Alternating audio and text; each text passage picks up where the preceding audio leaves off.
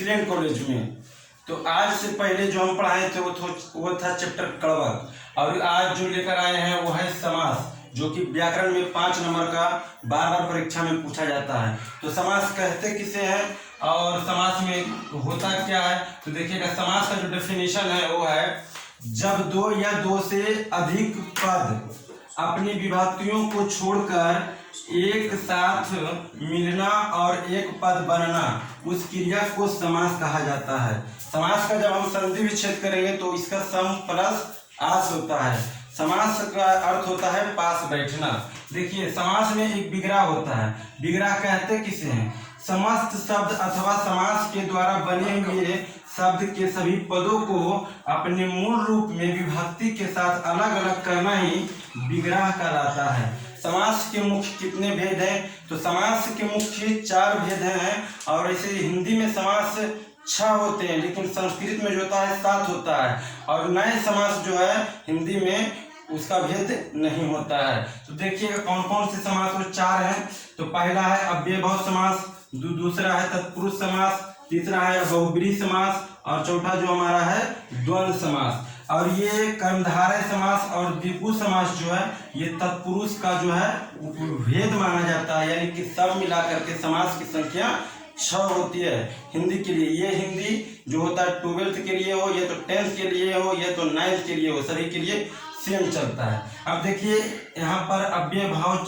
समास का चर्चा किया जा रहा है। अव्ययभाव समास कहते किसे हैं? अव्ययभाव समास है क्या? तो वह समास जिसका प्रथम पद अव्यय हो। अव्यय किसे कहते हैं? देखिए अव्यय लगा हुआ, जैसे यथा, यथा को हम अव्यय कहेंगे, अधि, यदि को अव्यय कहेंगे, अनु, अनु को अव्यय कहेंगे, अनु, अनु को अव्यय कहेंगे, यहाँ पर प्रति, इसको भी अव्यय कहेंगे। उसके बाद देखिए लिखा हुआ है अथवा जिसका दोनों पद एक समान हो। एक समान यानी जैसे लिखा हुआ देखिए अपना अपना, यानी कि दोनों पद एक समान है। तना टन यानी कि दोनों एक समान है। आजकल दोनों एक समान है। देखिए पहला जो उदाहरण लिखा हुआ है वो है यथाशक्ति। यथाशक्ति का जब हम विग्रह करेंगे तो इसका विग्रह होगा शक्ति के अनुसार, यानी कि ये हो जाएगा अव्ययभाव समास में। प्रतिदिन, इसका जब हम विग्रह करेंगे तो होगा दिन दिन, यानी कि प्रतिदिन। और इसका विग्रह तो देखिए हो गया है अपना अपना, टनाटन, आजकल, प्रतिमान।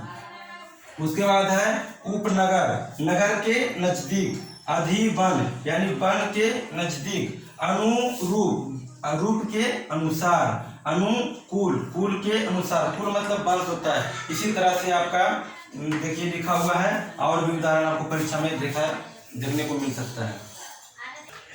चलिए हम अपने टॉपिक पर बढ़ते हैं।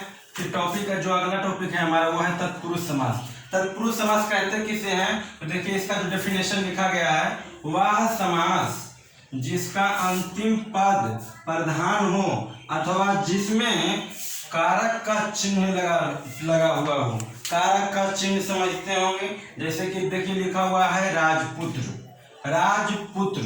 तो इसका जब हम विग्रह करेंगे तो ये होगा राजा का पुत्र। इसमें देखिएगा का जो है ये कारक का चिन्ह लग गया है। उसके बाद देखिए लिखा हुआ गिरिराज। गिरि का अर्थ होता है पर्वत, और राज का जो अर्थ होता है राजा, यानी कि पर्वतों के राजा को गिरिराज कहते हैं।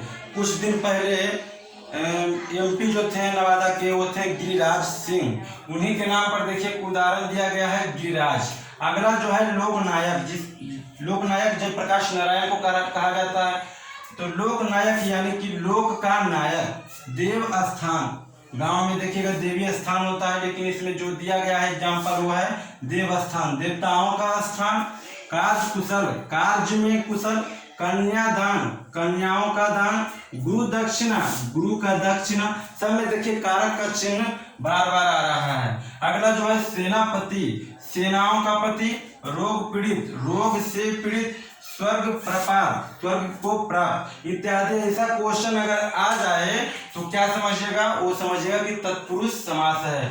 उसका जो अंतिम पद जो होता है वो प्रधान होता है। जैसे यहाँ पर देखिए पुत्र है तो पुत्र जैसे कि देखिए कहीं पर राज्य कन्या, कहीं पर कोई कन्या बैठी हुई है तो अगर उसको कहिएगा कि राज्य कन्या है तो राजा की कन्या है, तो कन्या किसकी है? तो अंतिम पद प्रधान हो रही से समझिएगा। जैसे कोई होता है, कोई राजा का बेटा अगर गूंगा होता है तो उसे कहेंगे कि वो गूंगा है, तो किसका बेटा है?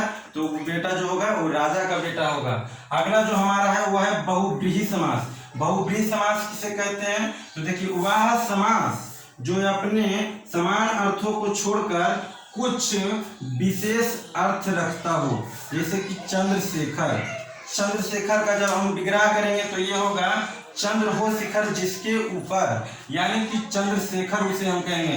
कोई आदमी अगर कोई धातु का यानी तांबा का, पीतल का, सोना का अगर चंद्रमा बना लेगा और अपने सिर पर रख लेगा तो वो चंद्रशेखर नहीं हो सकता। यानी कि अर्थात जब इसका विशेष शब्द निकलेगा तो इसे हम शिव के लिए कहा जाता है चंद्रशेखर। अगला जो है लंबोदर।